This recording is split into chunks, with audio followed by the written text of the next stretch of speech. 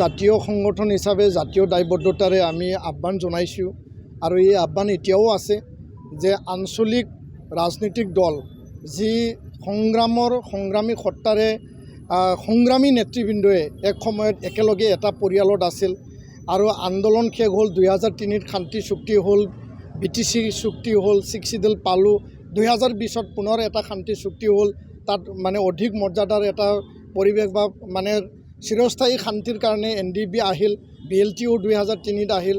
আৰু এই সংগ্ৰামী নেতৃবৃন্দ একেলগে এটা পৰিয়ালত আছিল ইয়াৰ পিছত বিভক্ত হৈ পেলাই আজি তাৰিখত BPF আঞ্চলিক ৰাজনৈতিক দল UPPL আঞ্চলিক ৰাজনৈতিক দল দুইটা দলৰ যিসকল নেতৃবৃন্দ আছে সেই নেতৃবৃন্দসকলক আমি আহ্বান জনাইছোঁ যে BTR কেন্দ্ৰিক যদি ৰাজনৈতিক অধিকাৰক সাব্যস্ত কৰিব লাগে ৰাইজৰ সমস্যা ৰাইজৰ অধিকাৰ আৰু ৰাইজে যি এটা আকাংক্ষা যি সপোন দেখিছিল যদি বাস্তৱত ৰূপায়িত কৰিব লাগে শিক্ষা অৰ্থনীতি সমাজ ব্যৱস্থা সকলো দিশত আৰু ইয়াত থকা জাতি জনগোষ্ঠীক আগবঢ়াই নিব লাগে তো তাৰ স্বাৰ্থত আমি দুইটা আঞ্চলিক ৰাজনৈতিক দলক আমি আহ্বান জনাইছিলোঁ তেওঁলোকে ৰবিৰাম নাৰ্জাৰী MLA তেখেতক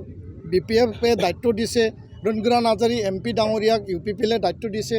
তেওঁলোকে আমাক প্ৰকাশ কৰিছে যে দুইটা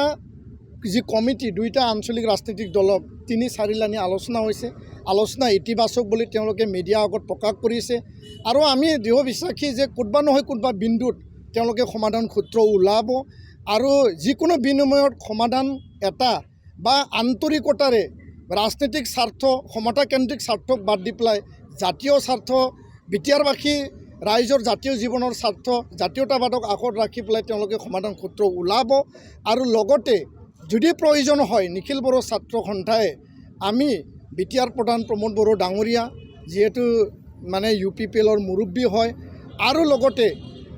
BPFৰ মুৰব্বী হাগ্ৰামা মহিলাৰী ডাঙৰীয়াকো আমি খুকীয়াকৈ আমি সাক্ষাৎ কৰিম আৰু তেওঁলোকৰ মনৰ কথা আমি জানিব চেষ্টা কৰিম ধন্যবাদ।